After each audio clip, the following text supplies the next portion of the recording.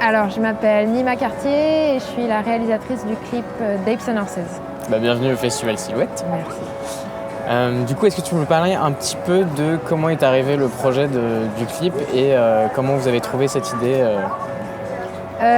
Oui, alors moi j'avais jamais fait de clip.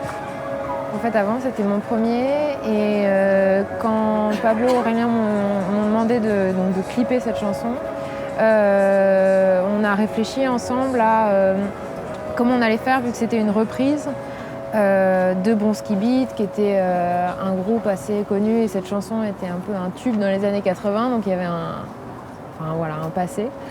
Et en fait, le thème de la chanson, c'est surtout la fuite. C'est l'histoire d'un garçon qui part de chez lui et pendant toute la chanson, en fait, il reprend Run away, run away, turn away, run away. Et donc, on est parti de ça.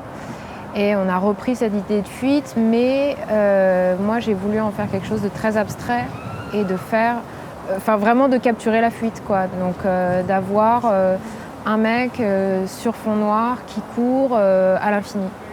Donc soit une fuite infinie, soit juste quelqu'un qui n'avance pas, quoi, selon sinon on est optimiste ou pessimiste.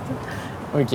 Voilà. Et est-ce que tu peux me parler un peu du tournage, justement, comment ça a été fait, du coup Alors on l'a fait hyper rapidement, c'est-à-dire 3 heures de tournage, dans un parking. Enfin voilà, le clip il a été fait vraiment un peu avec des bouts de ficelle, mais voilà, on était deux, juste mon chef opérateur et moi, et donc Lucas, le mec qui court.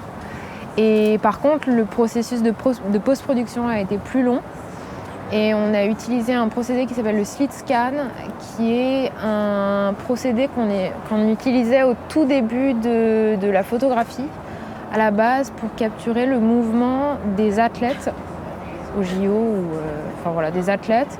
Et en fait, c'est un procédé qui est une déformation temporelle où du coup, il y a on voit tous les mouvements du sportif. Et en vidéo, ce que ça fait, c'est que dans la même image, il y a 2 temps différents.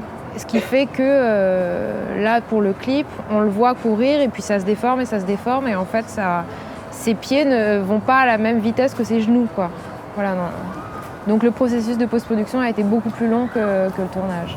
Oui, c'est un peu l'impression qu'on a en fait en regardant le clip, c'est la suspension un peu du temps Ouais. voilà, qui continue. Jusqu'à ce qu'il sorte de l'image et que ça devienne totalement abstrait. Voilà. Ok.